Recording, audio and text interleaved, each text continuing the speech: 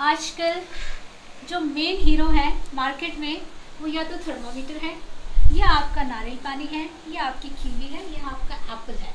यही चीज़ें बहुत फैशन में चल रही हैं। आजकल हम जब भी किसी से हालचाल पूछते हैं कि आप कैसे हैं, तो उनका एक ही जवाब होता है कि बाकी सब ठीक है, प्लेटलेट्स डाउन है।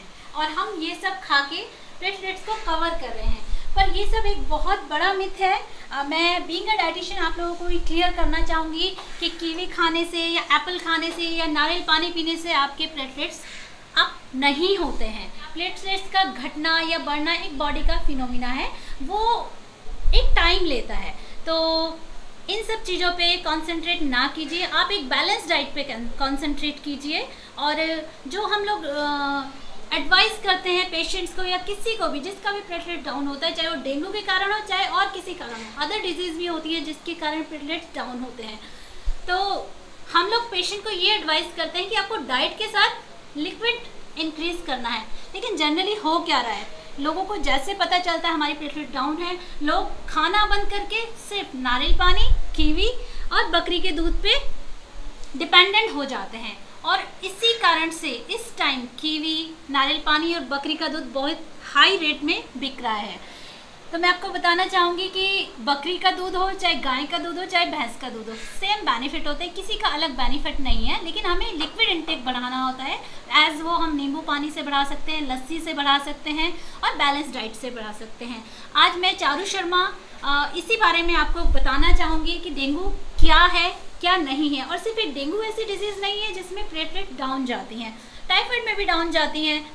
और उसके लिए हॉस्पिटल में कैटेगराइज किया जाता है, टेस्ट होते हैं, उससे हमें पता चलता है। एक नॉर्मल रेंज तक आपकी जब प्लेटलेट्स होती हैं तो आपको एडमिट होने की ज़रूरत नहीं होती। लेकिन जब आपका फीवर बहुत बढ़ जाए, इसका पता कैसे चलता है, मैं फर्स्ट थिंग इज़ दैट, इसका पता कैसे चलता है, किसी भी मच्छर के काटने से ये डेंगू हो जाता है, प्लेटलेट डाउन जाती हैं। और आपको मच्छर के एकदम काटने के बाद फीवर नहीं आता है। कई लोग ऐसा हमें बताते हैं कि कल मैं पार्क में गया था, वहाँ मच्छरों ने काटा और आज मुझे डेंगू हो गया। नहीं, 3 से 4 दिन उस वायरस को बॉडी में डेवलप होने में लगते हैं। 4-5 दिन बाद जब रिजल्ट आता है और आपका बॉडी का टेम्परेचर बहुत ज़्यादा हाई हो जाए, बहुत ज़्यादा हेडेक हो, पैरों में बहुत पेन हो, हर एक के symptoms body to body vary करते हैं। ऐसा नहीं है कि अगर मेरे डेंगू होने के कारण पैरों में दर्द है तो आपके भी पैरों में ही दर्द होगा। ये मेडिकल सिस्टम वो नहीं है कि आप पड़ोसी को देख के अपना सिम्टम्स बताएं।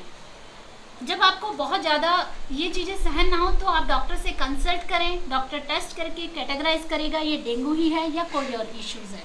सेकेंडली, इसके प्रिकॉशंस ये हैं कि आप अपने घर में कहीं पे भी पानी खड़ा होने ना दें। मोस्टली जो इंडोर प्लांट होते हैं उनमें कई लोग शौकिया तौर पे इंडोर प्लांट रखते तो हैं, लेकिन उनका पानी डेली चेंज नहीं करते, या फिर इस सीज़न में इंडोर प्लांट ना रखें। कोई भी पानी घर में खड़ा ना होने दें। और जब आपके बच्चे बाहर जाएं तो फुल स्लीव्स की ड्रेस पहनाएं और वो हर तरीका अपनाएं जिससे आपके घर में मच्छर ना पनपे। नेक्स्ट, बीइंग अ डाइटिशियन मेरी रिस्पॉन्सिबिलिटी आपके लिए जाती है कि मैं आपको डाइट के बारे में बताऊं। अब ये कह देना कि सिर्फ ये आइटम्स खाने से आपके प्लेटलेट्स अप होंगे या आप हेल्दी रहेंगे, no, it's a wrong thing. अगर आपको डेंगू होने के कारण वॉमिटिंग हो रही है, खाना डाइजेस्ट करने में दिक्कत आ रही है, तो हम आपको लिक्विड डाइट पे रखते हैं। और लिक्विड में भी सिर्फ ये सिर्फ नारियल पानी नहीं पीने का है आपको। आप लस्सी पीजिए, आप नींबू पानी पीजिए, आप ORS का घोल पीजिए, बहुत सारी ऑप्शंस है। लेकिन कोल्ड ड्रिंक और कार्बोनेटेड ड्रिंक्स को हम लोग हमेशा अवॉइड करते हैं हर कंडीशन में। सेकेंडली, जो हमारी डेली की डाइट है, जो बैलेंस डाइट है, वो हमें पूरी खानी है, रोटी, सब्जी, दाल।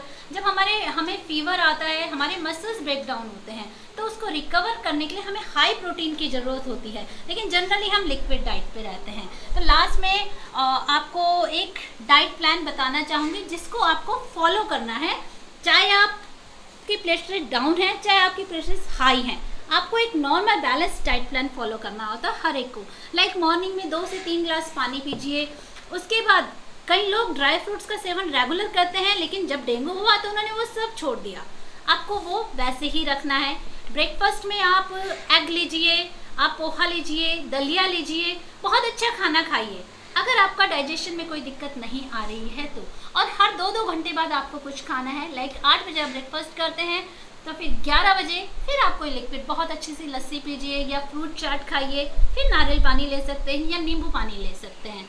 देन दिन के खाने में और दिन के खाने में एक बात और बोलना चाहूँगी कि सब लोग, सारी दुनिया को ये लगता है कि हमें सिर्फ मूंग की दाल खानी है, चाहे वो बीमार है चाहे नहीं है। तो फर्स्ट थिंग इज़ दैट मूंग की दाल का नाइट्रोजन बैलेंस अच्छा होता है, इसलिए हम मूंग की दाल प्रिस्क्राइब करते हैं, लेकिन वो टिपिकल मरीजों के लिए है या 60+ पेशेंट्स के लिए ही है। तो हम लोगों को दिन में बहुत अच्छा खाना खाना है, चावल दाल, और दिन के टाइम मोटी दालें खाने की कोशिश करें, और दही आपको हर डाइट में रखनी है आपने।